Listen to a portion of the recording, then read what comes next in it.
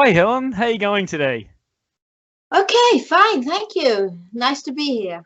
Yeah, it's good to see you. And what time is it there now? About roughly nearly almost 2 p.m. What? there? It's nearly 2 p.m. Nearly Nearly 2 2 p.m. p.m. in Israel. All right. Yeah. Thank you very much for your time. I know you're an extremely busy lady. So first off, as I ask with everybody, is how are you coping in the pandemic? And how's your family doing? And have you had to cancel anything in this sort of period? Well, I'm doing fine. I've got no idea if I've had the illness or not. Whoever knows. Our HR lady got told she was tested positive today. She does not have a symptom, but Oh she's no. it's not in. It happens, you know. Yes. We were actually our family's fine. Yes. Although my son lives in Korea, one of my sons lives in Korea, and I haven't seen him since February. Not him, not his wife, not the children, nothing. That's that's the big problem. Yes. Business not easy because education was the most affected. I have Yes. 1,100 centers worldwide, and they were all closed. Yes. This means income of our franchisees. This means our income at head office. This means parents having their children's education disrupted. We immediately, within 1 month, managed to put nearly all of our courses online. We created interactive PowerPoints. We It's got them amazing. up there, worked around the clock to get them up there so that our teachers who are working from home to do the temporary online solution that we put up would have everything needed. We got it going, but it's not like being in person. Yes, Even absolutely. even the teens, even our teens, who I was expecting to say, yeah, we really like doing it online. They still want to get back in person because there's Of nothing course. like centers. They love the Yes. interaction. We're human animals, we like communication. We like to be together. I Yes. don't really believe in these screen solutions. They're That's temporary. Or that's if right. they are screen solutions, they have to be extremely gamified. Yes. So in order for it to really be engrossing, but the whole what we put together is a very human business. It's Yes. teachers playing with kids and kids loving coming every week to be with the teacher, to be with their peers. And the second all that turns into a computer, well, they're okay. They can learn, they can do, but everyone wants to get back in that center, which has happened Yes. mainly worldwide. But yet Yes. again, last week, the Israeli government closed us down. Oh, really? Yeah, Oh dear. we're all in lockdown at the moment, except Right. private businesses can still work Right. at present. Yeah. Well, let's hope that it will change for the better and we can all go back to schools and start teaching as normal like we did. But Yeah, don't you think that's an interesting thing? Like, we didn't we took the online thing for granted. I mean, it's always been there, but we never sort of used it. And then all of a sudden, the pandemic happened, and it was like, okay, we've got a plan B, right?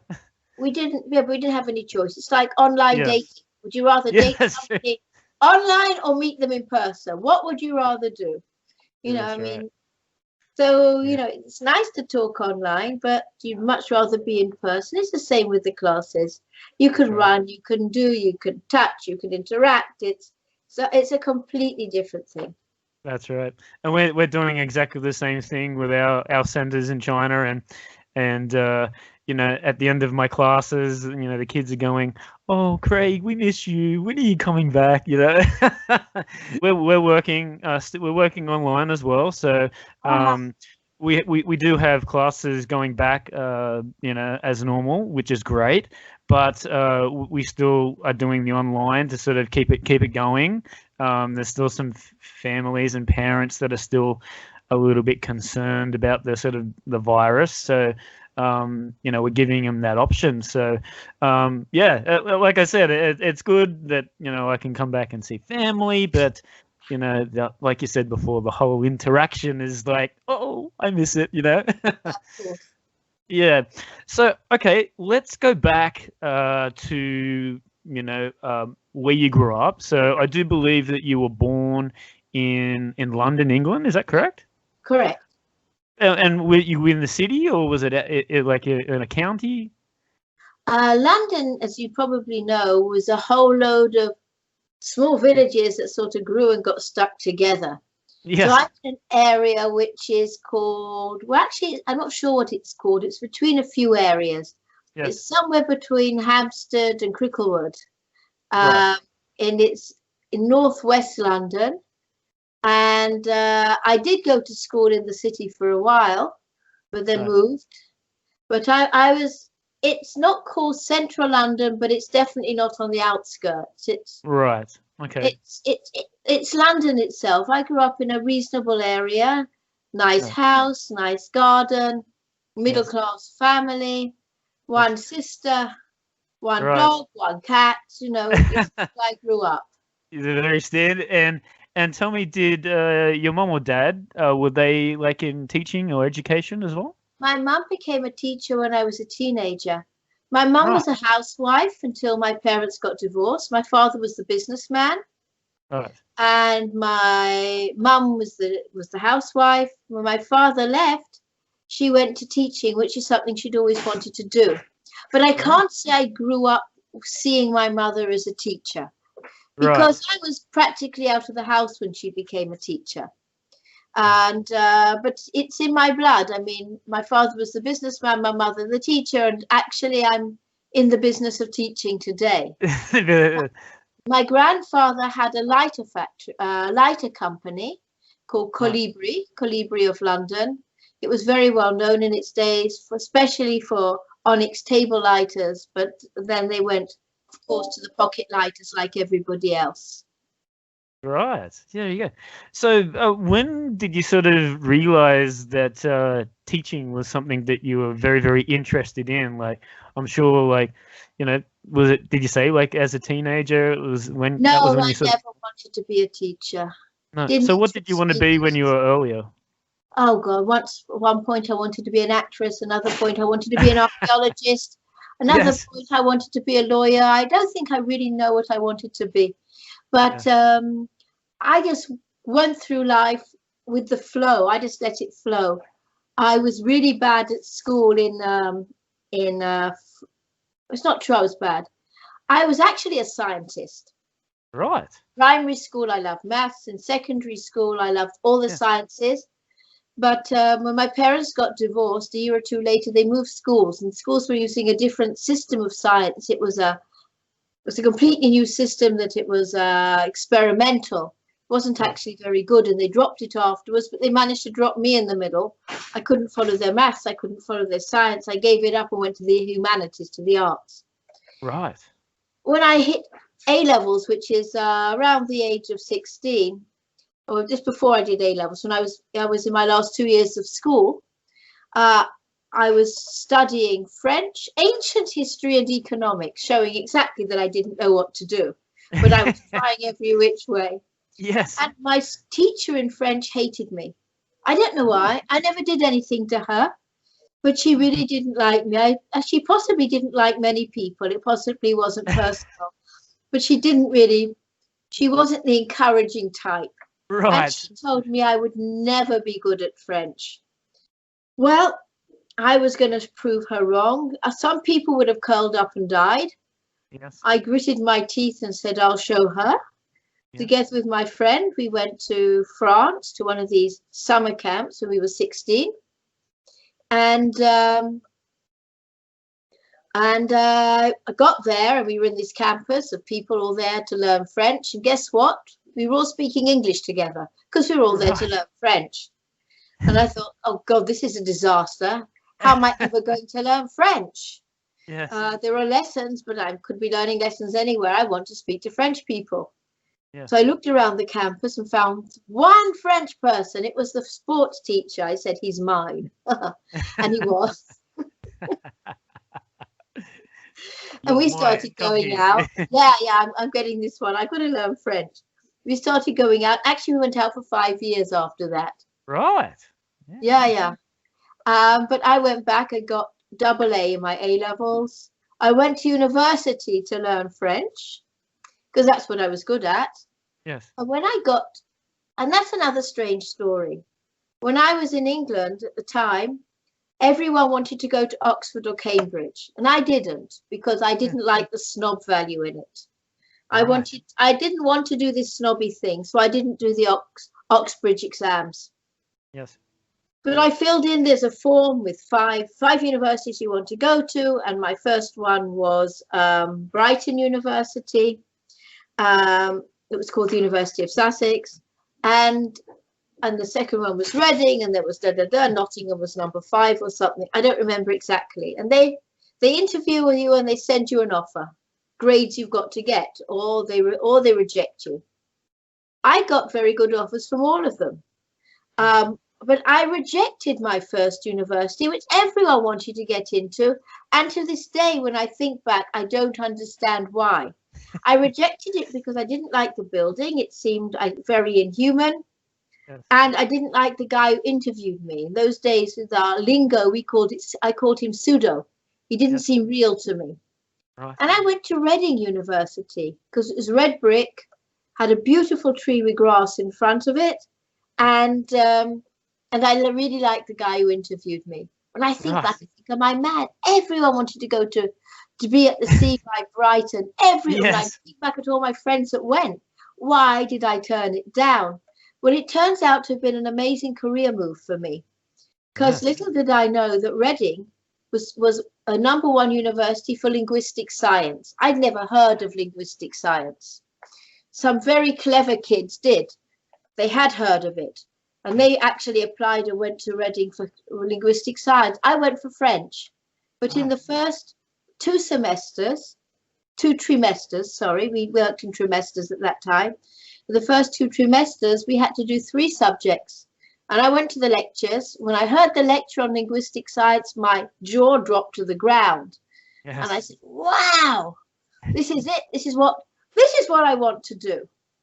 So I studied linguistics for 2 trimesters and with English, French, and linguistic science. Reading was one of the 2 best universities in the UK. It was that in Edinburgh.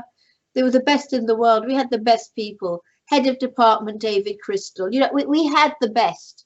Yes. The best of the best were working there. We were right at the spear point, right at the front of everything that was happening in linguistics, and it was an exciting time. Still, I didn't know what I wanted to do with linguistics. Right. When I left the university, I got a job straight away as an English teacher in Poitiers University in France. I worked there for a year, but at the same time, in the holidays and various moments and over weekends, I was studying in residence to become a teacher of the transcendental meditation technique. Wow. Yeah, I really got into that at the same time as well. Right. So I did 1 year there, and then I'd had this crazy intuition, but it was crazy because I was actually engaged to a different French person at this time. I was engaged to be married. Right. And I had this intuition that I should go to Israel. And I'd never been, and I was going to marry an Israeli teacher of transcendental meditation. It was just this thought that kept bubbling up, and I thought, is this something I want to do? Is this something I'm talking myself into? Is it an intuition? What is it? Whatever it is, I'm going to check it out. So I went to Israel to check it out. I met my present husband. I went back to fix my suitcases and immigrate, and we were married in weeks. We hadn't even started going out then at the time. And I've been here ever since. And that's how I got to Israel, of all places. That is an amazing story, and just goes to show that you've just taken a chance, you know? Yeah. You thought of something, this is what I want to do, and look what's happened. I want to do it. Yeah, right. It's coming to me that I ought to be doing it, and I didn't know why. Yes. And I had this very innate feeling. I went to the Western Wall. I'd never been to Israel before, and I put a note in it, and it said, "Dear God, I know something's going to happen." I had this very strong feeling. I don't know what it is, but can it happen quickly so I can get on with things? Yes. I had this feeling, and I didn't know what it was about. Yes. And we moved to this village. We have a village at the top of a mountain, big top of a hill. There aren't any real mountains in Israel. We've got one mountain, and everyone goes crazy and skis on it in winter. But it's a tallish hill, and I actually oversee the Sea of Galilee. It's beautiful. Wow, Yeah. That's amazing. Yeah, and so we moved up there. It's a village of people that do transcendental meditation. Yes. It isn't so much anymore, but we have a lot of really cool people that have moved in, and it's full, and everyone's scrambling to get houses there because it's turned into such a lovely place. Wow. But this, I'm talking about 40 years ago now. Yes. We moved into this God-forsaken place, which didn't even have electricity yet at the top of this hill. Yes. I had 3 children, one after the other. And when my youngest was 6 days old, just 6 days old, I took my oldest. Took my oldest to learn violin by the Suzuki method. Right. Now, I wanted to talk to you about this. This is actually, before we go into that, how is your French, by the way? Now. Very good. Yes, you've still kept it. Yeah. Oh, sure. And I still speak to my French friends. I did lose it to a certain degree. I think I spoke French almost as well as English. Yes. And it's a little bit rusty, but of course it's still there. Yeah, right. And tell us, what was it like fitting into Israel after, coming from England and then going to France, and then was it just a natural? Was it easy to fit into that kind of country? Because I've never been there, but it's not the very different culture. Yeah, yes. Very, very different culture. Yes, but you found it very easy to sort of fit into the sort of culture and the lifestyle? Well, yes and no. There were days, there were moments, and even if I think about it today, I think probably my best friends aren't the ones who are native Israel born. But I do have good friends from there. But Israel is a country of immigrants. Yes. And there's people from such different cultures, people who've come from Europe, people who've come from South America, people who've come from North America, people who've come from Australia. Yeah, right. People who've come from Arab countries, there's Iranians, there's Iraqis,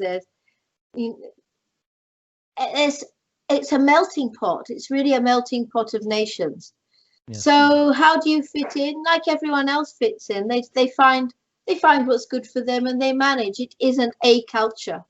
Yes. It's many, many, many different cultures. But then it gets smoothed out when the children get to school, but they still carry their backgrounds with them. So it takes a few generations really to smooth out these differences, which they don't really need smoothing out. It's really nice to have all these differences. Yes, absolutely. Yeah, and you can learn so many interesting things about their lifestyle and culture. I think it's just great. So let's get back to types of food, all the different cooking. Oh, yes, absolutely. So let's talk about this violin lesson and Dr. Suzuki. Is that? Dr. Suzuki? He was Japanese. He died about 10 years ago. He was actually a physician, doctor, but he loved playing the violin. In his book, he says he even played with Albert Einstein, who's also a violinist. Oh, wow. He loved violin, and then at some point somebody asked if he could teach really young kids violin.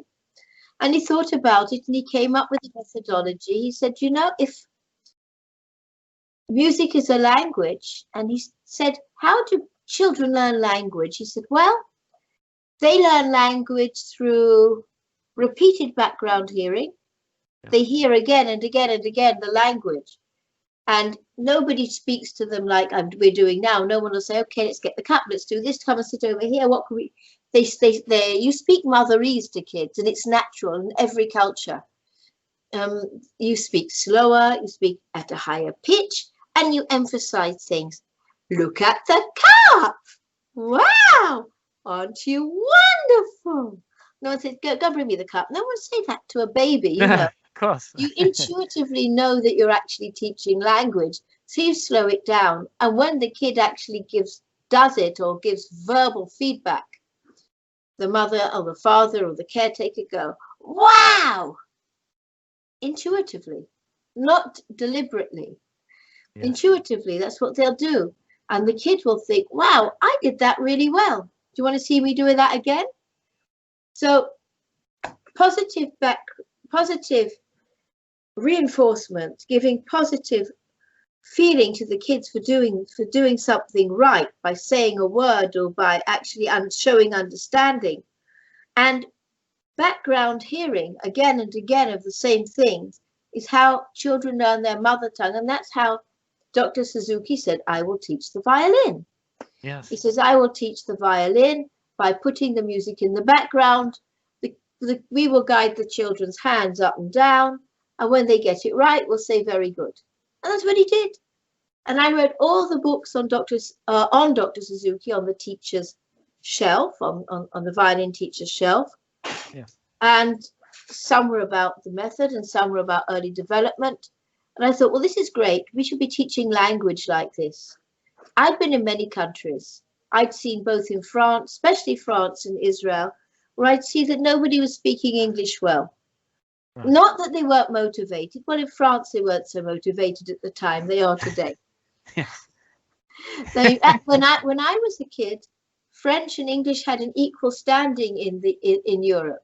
They were both the official languages of Europe. Yes. So the French did not want to learn English. They saw it as a rival language.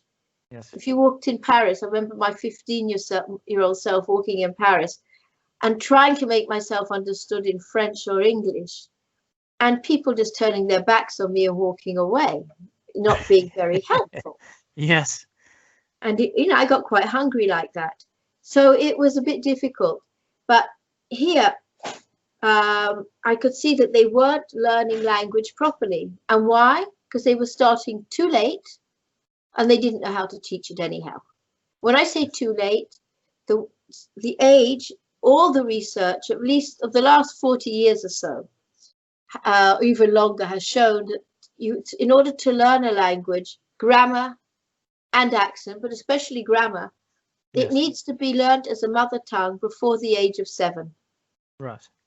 That's the time when also the brain is growing, and the physical brain grows until the age of 7, and the connections within the brain are made during that time.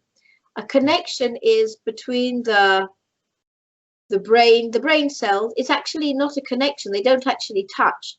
It's a chemical. It's a chemical that passes between the axons, I think they're called, and moves it between the two different cells. So the more experiences you have, and experiences are done through seeing, hearing, touching, learning, the more experiences, the more complex a situation is, the more thinking you have to do, the more brain connections are made in the brain. Now, language is the most complex of functions a brain can do. It's extremely complex. It works on the level of the phonetics, that's the pure sounds, or the phonics that you might have, or the phonology, that's the sound system of your particular language, the morphology, how words are put together. Some words are separated, like in English, to the school, whereas another word, to the school, would be one word with a prefix and a suffix on it. Yes. The case system it may have. So the morphology of the system, the syntax of the system, which is the grammar more or less, the semantics, the meaning levels, and even beyond that. So all this is being learned simultaneously by the learner, even by a baby. And it's complex. But you know what? Babies are programmed to learn this, and you're programmed to do it up to the age of about 7. And they can do it superbly if given the language in a systematic manner that they will want to learn it in. It has to be systematic, has to be consistent. Yes. And if that's done, they will learn. So I went around and I said, you know what, I'd like to teach this. There must be somebody doing it. Yes. And in the pre-internet time, I went around with all the leads I had at the time from various books and things that I'd read, and contacted everybody. Nobody was doing it. Nearest I came to it was Sonny in Japan, who had something, but it was extremely primitive, and they actually sent me very nicely what they had. It would have filled up half a CD of what I have today. I mean, nothing. It was not even that quarter, maybe.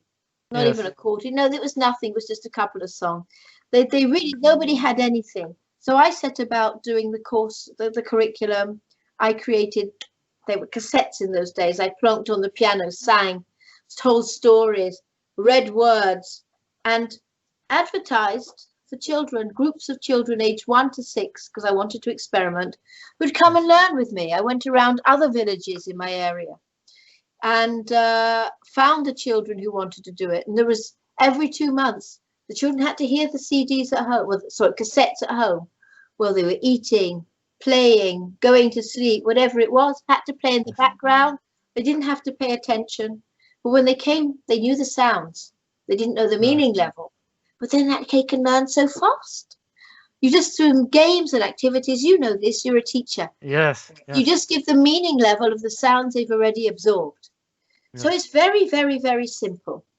Yeah, the thing is, just listening to that again, is that I was a little bit skeptical at first. Like, it's like, okay, do you want to? Okay, let's teach there's a course, Helen Doron. It's called BBS. It's the babies course, and it's like, you know what? We've got a 6-month-old baby that wants to join the class in China, and it's like, 6 months. I mean, how are we going to do this? So, but I did your 1 week's training, your teacher training, Helen Doron, and just listened to the methodology, and you know what? You could see it slowly developing, just the way that they react, and it just, and it just got better and better over time. So I definitely can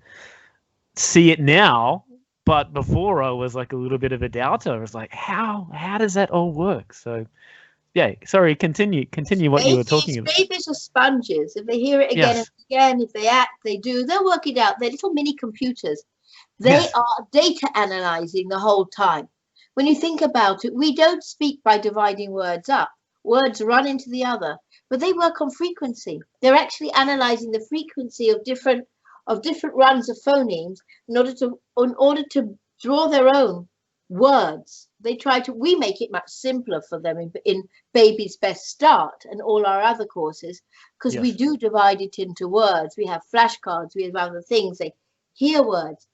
But a normal baby learning his mother tongue, or 2 mother tongues if the child's in a bilingual household, this baby is a data analyst. Yes. That's what the babies are doing the whole time. So put the baby there, looks like this gloop sitting there who occasionally smiles, occasionally pees, but they are just taking it all in. And one day they open their mouth and it comes out, and you go, oh. You're right. Yeah, and just to see the reactions on their face, even when they can't speak as well, that you show something and they react to it, and it's just, okay, we're getting somewhere. It's gradually. They want you. They want information. They want it the whole time. It's a survival skill.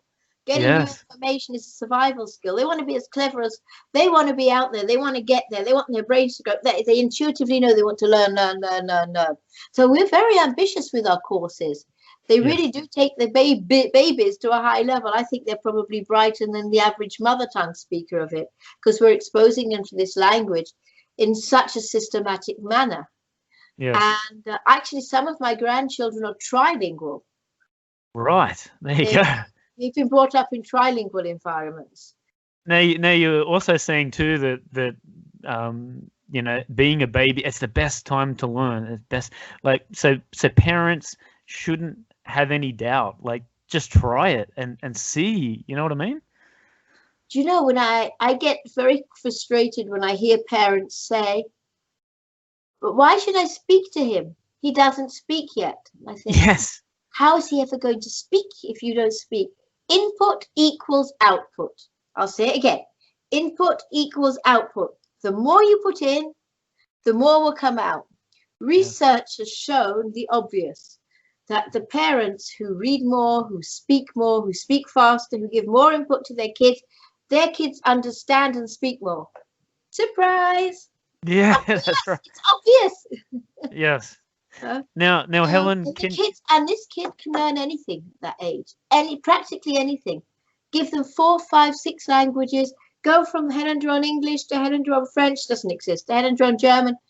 It's not true that it doesn't exist. In our kindergartens, we don't just have English learning centers today. I will come back to the story in a minute. We don't just have English centers. We have math centers in various countries. Yes. But most of all, we have kindergartens. And for me, this was the culmination of my dream, because I wanted a complete education for young children that would stretch them as far as possible, and for parents to see what children can really do. And I think this is very important. And the most important thing is that the children always have fun. It's never an effort. It's never something that they will make them hate learning. The whole thing is one big game. For example, in our kindergartens, we have a 4-year syllabus of multilingual course. It's called multi-music because it's the same song in 7 different languages, or same songs.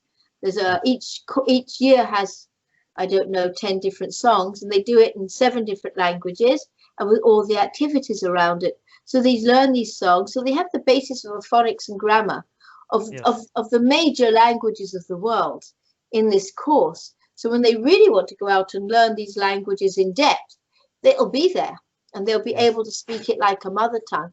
And this is very, very exciting. Of course, we also have science and maths and Ready, Steady, Move, which is our multilingual, what we just do it in English normally, movement program with English, Pilates, yoga, everything. So we have everything that goes all the way through. She's actually a musician. She's actually a singer. I know. I was going to ask about that, and because I hear it every single time I do a class, because I believe that you are Granny Fix. Are you Granny Fix? Craig, my dear, I'm so glad you're here.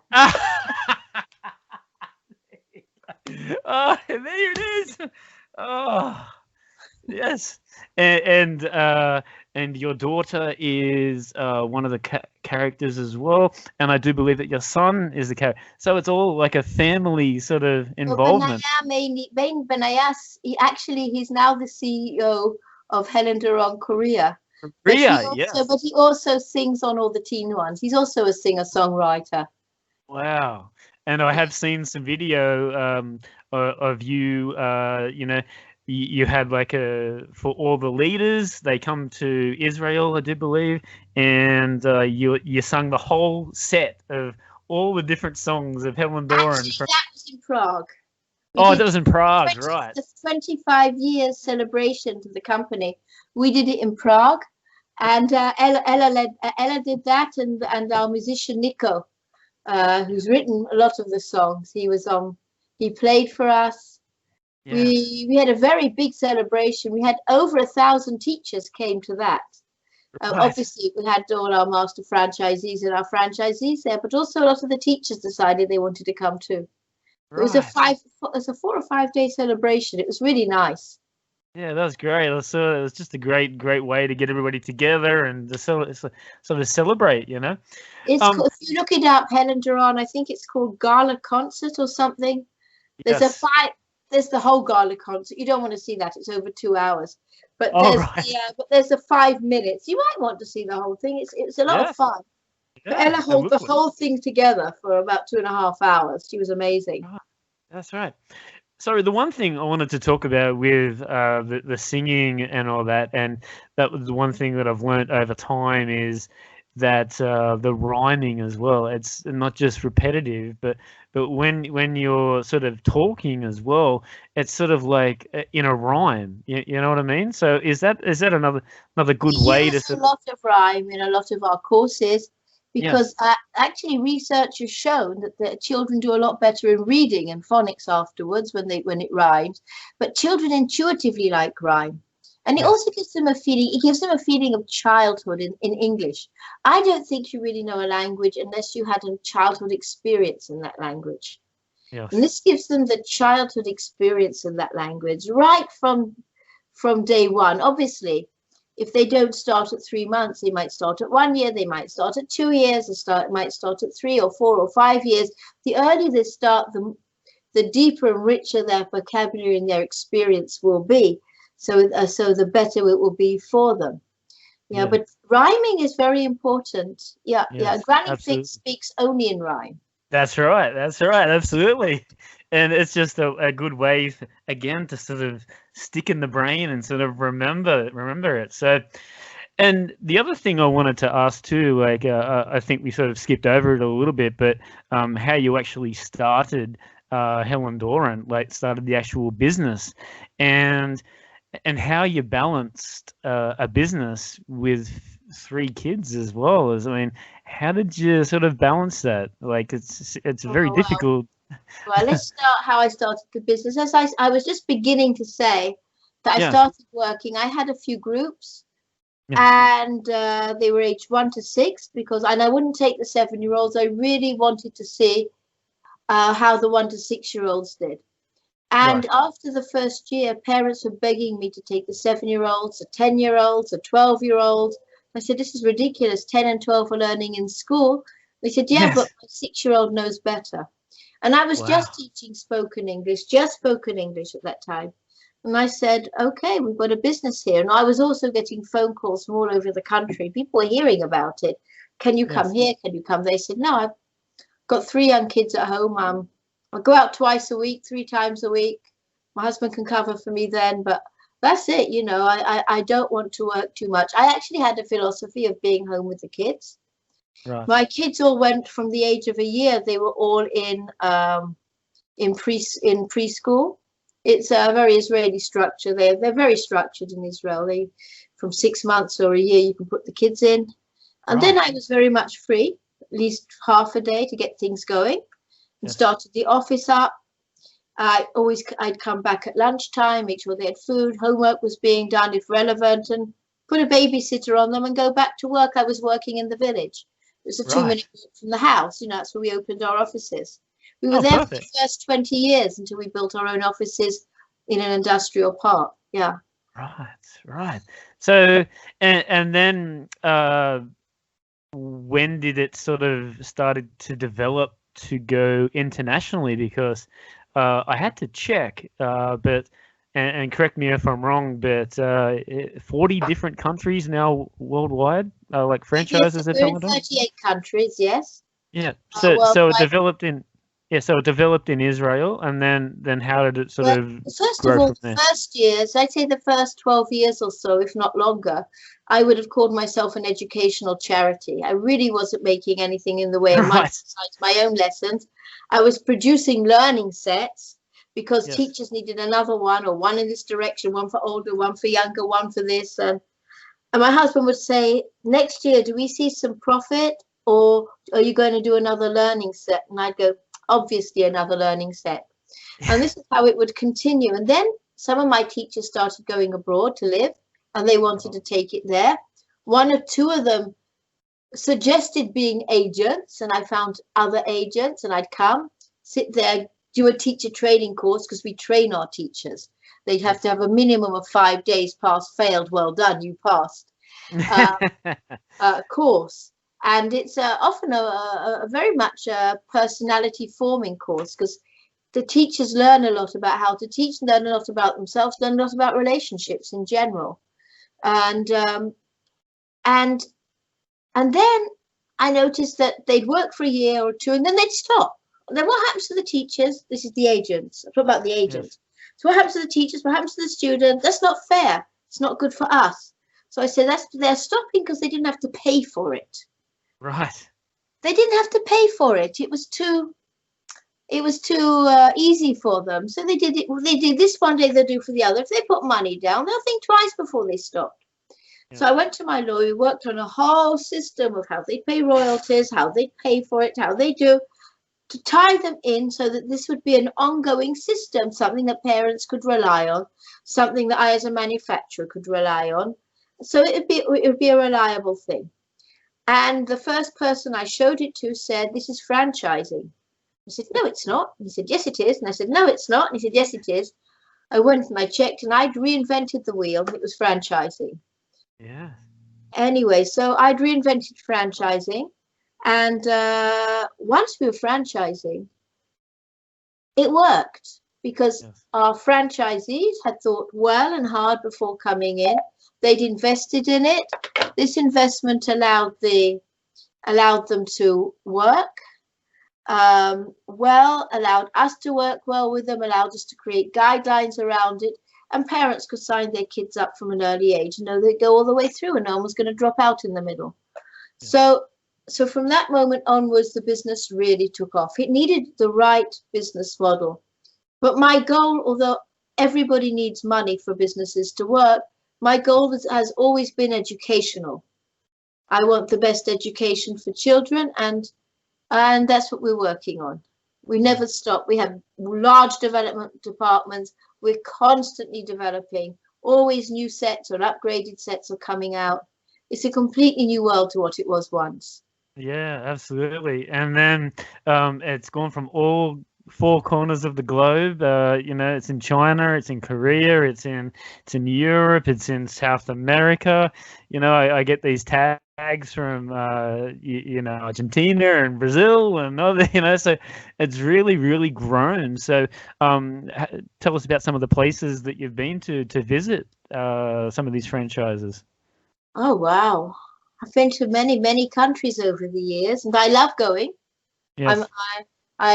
In the old days when one could travel, yes. I've been many times to China and many times to Korea. Those and Thailand, of course, where we work. I love the countries there. I've been to Ecuador. That's the furthest afield for my 60th birthday party. Oh wow! We went to the Galapagos. Yes. We went to visit, see the birds and the animals, and went diving there. I took the whole family. We all went. So cool! Wow. It was, and of course, I did a lot of work and public relations when I was in Quito for our franchisees in Ecuador. Yes. Yeah. In fact, my kids did a video for my birthday. It's, if you look up Helen Doron birthday, you'll see the song called Mama Mama Ma. Right. It's a production, which is really cute. Yeah. And so where do I travel? Obviously Europe. I actually started up really in Germany. Austria and Germany and Poland were my first countries that we really got going in, and Poland's our biggest country today still in terms of student numbers. Yes. So I think mainly European based as such. That's where our biggest numbers are, but we are growing in other directions as well. And tell us about your experiences in China. Obviously, this video will end up in China. I've got some listeners in China and Australia, but tell us about your experiences in China. When was the first time you went there? Oh, I don't know. Probably about 16 years ago was the first time. And what was your first impressions of? Yeah. Well, what my first impressions? I don't know. The learning centres were enormous. Yes. I'd never seen anything like it. Not like the European learning centres, which were quite cosy, quite homely. With the browsers, they were still homely. Here we had these very, very amazing centres in shopping malls, and when you arrive, there'll be 20 salespeople sitting in one room, waiting for someone to walk through the door. Very different mentality. Very different mentality. If you do that to a European, they turn around and run. But that's right. Are used to a different sales culture, and they're used to different spaces. They're used to the way things are looked. They're far more demanding than Europeans, Koreans as well.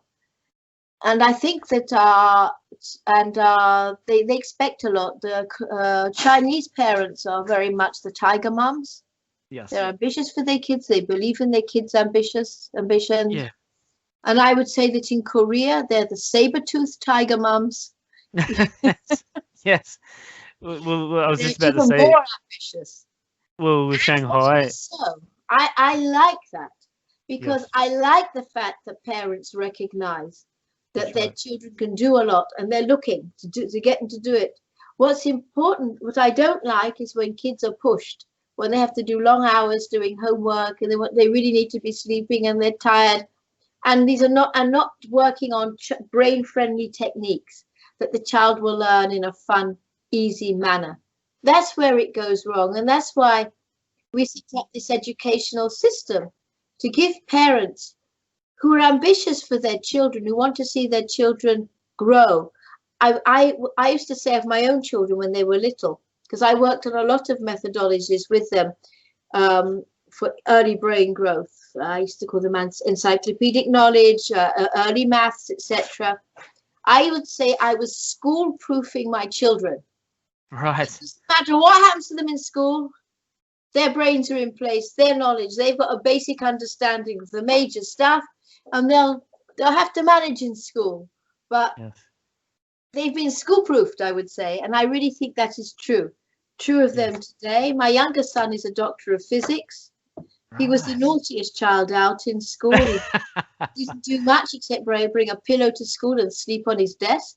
But he picked himself up afterwards, and somehow it was all there. Smart But it boy. was, and yeah, as I said, today's a doctor of physics, works in high tech. Right. But it's, they all got a good education. Yes. It's parents who want a lot for their kids. I commend them. What I don't like is when it becomes stressful for the child. So our business is going out and trying to make it stress-free. We want to start schools as well, not just kindergartens. And in fact, we're planning to do our first experimental classes in Korea from March onwards. I did hear about that. So that's very, very exciting for Helen Doron. And sorry, I just wanted to get back to China. The one thing that I noticed with the parents too, especially 20 million people in 25 million in Shanghai, and it's very competitive. So, you know, I like you were speaking before, I commend the parents for coming in, and it's so competitive, but, you know, trying to be the best student and get a good education and trying to get into the universities. So I really, really respect the parents that come in, spend that extra time to come into the classes and bring their children in. And I thank them for recognizing us. And I think parents who come to us, they recognize the difference between us and anyone else teaching English. It's the methodology, it's the content, it's the musicality, it's the teachers, the way they're trained and the way they have a very set teacher guide that they're following. So you can be sure that your child is getting the education that they need, and there's the props and the downloads and everything is there for it. It's a very systematic learning, and you'll know when you register a child at the age of 6 months, you know what they're going to be getting that week, that month, that year, 2 years later, 5 years later, and 10 years later. You know what they're going to be getting. It's a tremendous advantage. And when a teacher leaves and another teacher comes, they just seamlessly move into the place that was there, because it's the system that's moving it forward. It's not dependent on what an individual teacher teaches. There's a whole system they're teaching. Yes. Yeah, I really agree. And I think it's similar with Korea as well. Like where your son is at the moment, very, very competitive. And you know, I don't know the exact statistics, but committing suicide at an early age because of the pressures of finding a job and all that is like worse than trying to say. So having that opportunity to teach, you know, get that opportunity to learn English is super important. So I do encourage all the parents that are listening to get on board and I say, just give it a try. Give it a try. Come in and just do a demo, and just see what it's like. Introduce, you know, talk to the teacher. ask him questions or ask her questions. They're always, always available to answer any questions. And that's what I like. We are tailoring ourselves more and more to the needs of China as well. This is very important. It's very important to choose something which your child will be happy. You talked about child suicide before, and even teenage suicide. I can't imagine how awful that must be. Yes. It must be the worst thing out. And the purpose of life is the expansion of happiness. Yes. So the most important thing is happiness. And I think that's something we set out to do with our learning, is to make sure that it's a happy experience. Exactly. Because when the child comes out feeling successful, he's motivated as well. Yes. And our children, we all the time give them positive feedback. And so they think, wow, I'm doing well. I'm doing well. I'm doing well. And then they're motivated to do better, and then they can. And then they're all of a sudden capable of things that they weren't capable of. That's this right. is the most important thing. Yeah, and it's all about fun as well. Like, if you're enjoying doing anything, you're going to do more of it, right? And you're going to want to keep doing it. So that's what it's all about. So I really having a good time here, and really can't wait to get back to China. So, going through the years now, Helen, you've won numerous awards now, and even this year as well. Yes. Best Educational Franchise Global Franchise Award. That was in 2019. 2020 was the Global Franchise Mentorship Award. So what does this mean to you? I mean, it's very high praise. Yes. Well, first of all, it's lovely to get recognition. Yeah. It's not incredibly important to me, but I know it's important to my franchisees. This is something that makes them feel very proud. Yeah. Because our franchisees go into this business because they like education, because education's important to them. They should get a lot back. Yes, absolutely. They need it.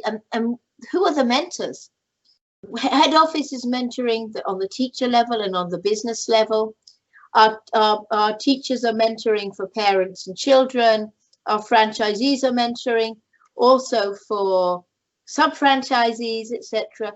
There's a whole network of mentorship, and it's important that the message doesn't get lost as it trickles down. So we have extensive training and supportive departments here on the business side in order for the mentorship to be good, and also with the best children's franchise out there, educational franchise out there. Wow. Well, I think they're right. They looked at the outreach, they looked at the content, they looked at everything. We are. I really think that what we do, nobody else does it, because we started with an educational goal, not a financial one. And that's why we got the results that we did. Obviously, the finances have to be in order or the business falls through. Yes. But our goal was always to have the best educational product. Yeah, right. So, Helen, let's get close to wrapping it up here. So, can you give me one example of a student that sort of stand out, between all of them? I mean, I know you've taught so many students, but is there one that, you worked really hard for, and it's like, I'm really, really proud, or, or is there many? I'm sure there's many. I haven't really taught for the last few years. Up to 2 years ago, I was still teaching. Right. But I was teaching teens already. Yeah, there was a guy called Doran in Israel many years ago in my very first learning center. It must have been around 1987, 1988. We're looking a long time ago. He stands out for me. Because he was, his father brought him along when he was 11. He couldn't read in English, he couldn't speak in English, and he was learning English in school. I looked at him, I didn't quite know what to do with him because, his peers were ahead of him. So I said to his father, we'll do the following. He'll go into a group of his age group. He will have one private lesson a week as well. And he will be my helper with the younger 4 or 5-year-olds, which means he's actually been learning alongside them, but without feeling stupid. Yes. So he was my helper, and we did this for a year. Somewhere towards the end of that year, we've been learning for about half a year. And every time we did a private lesson, he was doing much better. He never brought his homework. I'd taught him to read and write already, but he couldn't bring his homework. I could see he also had learning disabilities. I think it was the first time I really hit learning disabilities. I didn't know what they were. But this kid, clearly there was something wrong with him, and I had to break it down into certain chunks in order to get through to him. Yes. And one day he was ill, and I said, you know what, I'll come round to give you a private lesson in your home. So on my way home, I drove past his house, stopped, came in to give him his lesson, and I said, and this time you can't say you forgot your homework, you're at home. Bring me your homework. And he said, he went up the stairs and he went into a different apartment in the block, and he came back. And I said, why did you have to go into a different apartment? And he said, because I have learning disabilities. They don't allow me to go to the English lesson. They take me out to do more Hebrew, more something else, more math. Oh, no. And I said, and how do they ever intend you to learn English? What will happen? He says, they'll just put me back in the middle and expect me to manage. Yeah. And I said, oh, I can't believe this. So I told the father immediately, make them put him in the English class, which they did. Yes. And I got to meet his English teacher, and she really wasn't very inspiring. I'm not going to go into the details. Yes. But he learned with me for 2 years, and he was doing a lot better. He reached good level. I've met his father years later, and in a supermarket. I said to him, how's your aunt doing? And he said, oh, wow, he's actually getting married in a few weeks. And I said, well, that's wonderful. Yes. How did he ever do in English in school? And he told me, well, he actually did. They have a special system here, and he did one of the highest level systems. And I said, well, that's amazing. And he got 89%. And I said, well, that's amazing too. And I said, and I said, well, who was his private teacher after me? And he said, no one. He did fine after you. And I said, and he said his teacher tried to put him on a lower level end of school exam, but he turned around, insisted on being in the higher level, and said, and this was probably 5 years after I'd stopped teaching him, he said to them, because Helen says I can. Oh, that's what he answered. Very moving. I got invited to the wedding, but very, very moving. Oh, wow. Did very well. You know, the changes that you can make. Yes. I don't ever remember saying that, but a teacher has a tremendous power. Yes. Teacher has a power almost of life and death over a child. And when a teacher gives positive reinforcement and encourages and tells the child they can and how good they are, they're making it. This is character forming. They're giving them the strength to go forward. That's so inspiring, Helen. That's an amazing story. Yeah, that's great. Great. So, Helen, what does the future hold for Helen Doron in the future after the pandemic? So many plans, including the USA. We want to go into other languages and bilingualism. We want to move into other languages. We want to expand our kindergartens. Now, I'm currently in Australia at the moment. One, have you been to Australia? And Never. Oh, no. I invite you to come to Australia, and I'll show you around. But that USA sounds great. So what else for the future? That's a plan. It hasn't happened yet, but we're working towards it. I'd love the kindergartens to expand worldwide. Yes. Could do in Australia if we go on the kindergarten model I'm planning for the States, but that'll take a few years till I've tried the model out. We want to get more centers worldwide, you know, and continue the way we are and have wonderful teachers such as yourself. You know, it's very, very, very exciting. Yeah. So the outreach is incredible. Yeah, absolutely. And finally, Helen, is there anything that you want to promote at the moment? Or is there like websites, social medias that you want to give a shout out to? Anybody you want to give a shout out to? There's a very good reading program we've got. It's online. It's called Helen Doron Read. It's got in-app purchases. I'm sure it'd be good for the Australians and the guys in the States as well. To give their children reading practice and also give them the basis of reading. It's called Helen Doron Read. There are 32 interactive books there according to progressive level. and it'll give them a lot of strength. Anything else I want to promote? Well, there's Helen Doron Radio for the teens. Oh, nice. Oh, we have very a nice. radio for teens, tweens and teens. It's just called, actually, it's called Teen Buzz Radio today. So if you go onto Teen Buzz, you'll find our radio. You'll be able to listen to the radio channel. It's a lot of fun. Doesn't cost any money, of course. For the younger listeners, for free, there's the Helen Doron Song Club, and it's just on YouTube. Well, you won't have YouTube in China, do you? But some countries do. Maybe if you can get the VPN to work. It might be on other channels. It might be on Chinese channels. I can't remember. I honestly don't remember. We actually have a team in China.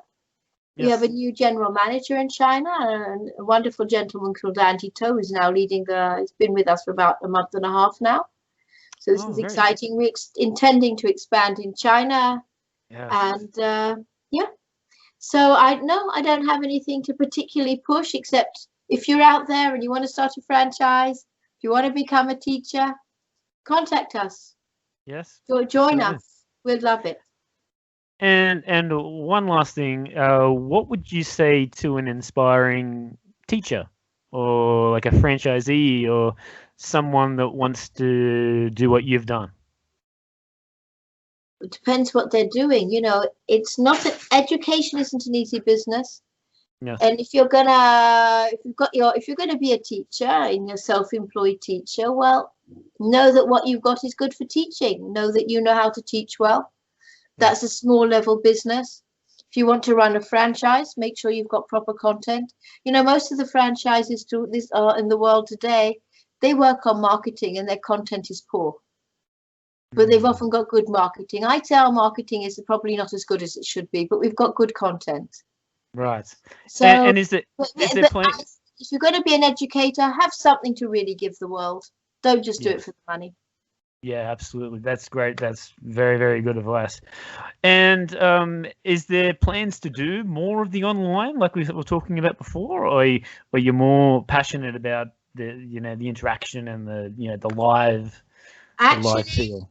We are obviously, as long as this pandemic's going on, we will be using our temporary online solution, our PowerPoint, but we intend to launch sometime in 2021, towards the beginning, I hope, a special e-learning, completely different, not the on-learning, a completely different company, in which we will be doing e-learning through gamification based on all our present animations and courses. So it'll be a completely different business, but our students will be able to sign up for that in addition to what they're doing at present. That's a great addition, and you can be anywhere in the world, just log into a computer and away you go. That's great. That's great. Great addition. All right, Helen, I always finish off the end of the show by just asking a couple of just sort of normal questions, just to get to know you a little bit more. Are you ready? It's going to be the top 2 or 3 things. All right. Are you ready? I think I am. I don't know what I'm ready for, but there you go. Oh, all right. Let's ask the first question. So it's a music question. So can you tell us what are your 3 favorite musicians or artists, musical artists? Oh God. But of them, probably Paul McCartney's music stands out the most. And of course, I love my kids' music, Helen Doron and Benaya Doran. Yes, your daughter is an amazing singer. I hear her lots as well. Yeah, but she's amazing singer. They've got albums and they've got their music out there too. I'd like to add to the music that Carlos Santana, probably a favorite. Classic, great guitarist. All the classics, and of course Eric Clapton. You know, all the classics. And the Cream, of course, I loved in their days as well. Amazing. Who is your biggest inspiration or hero?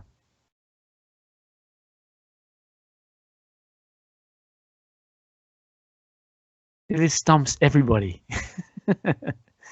I have many. I rather than talk about a person, I'd Yes. like to talk about the people fighting for animal rights. I'm a vegan. I'm a vegan. Sure. My children are vegan. My grandchildren are vegan. That means we don't eat any animal products. We think it's not good for the animals. Billions of animals are tortured and live in horrific conditions every year. And we call ourselves humane. We are not. The whole animal industry, eating animals and dairy and meat is destroying our ecosystem. The fishing means that within probably the next, they say within the next 20 years, there won't be any fish left in the sea. Wow. The way they're trawling, the deep crawlers, let alone the big mammals that are getting murdered with every trawl that comes in. So my heroes are those who are looking in the animal shelters, looking after the animals, those fighting for animal rights, those fighting for the planet. These are my heroes. People are doing things that I couldn't stomach because they're so hard to see. But the people who are out there and fight for it every day, these are my heroes. Yeah, the people in the front line, they don't get enough credit. Yeah. I urge every listener to look into. I've produced a vegan cookery book, by the way. We're going to put it online soon. Yeah, and with a big explanation for why it's good for children to eat plant-based food, and how they get everything, all the nutrition that they need, and how to make sure they get it. So that should be going online soon too. All right, Helen. Thank you very much for your time. I really, really do appreciate it. Truly inspiring person. You've made millions and millions of people very, very happy in the world. 3 million people and maybe probably more now have learnt at Helen Doron. There's over 1,000 learning centers, and continue to do what you do best, and make sure that you come to China and come and visit our centers. I'd really like to show you around, and it'd be a pleasure. Well, wherever you are, when we meet up, if we can ever travel again. Yes. Thank you, Helen. Thank you.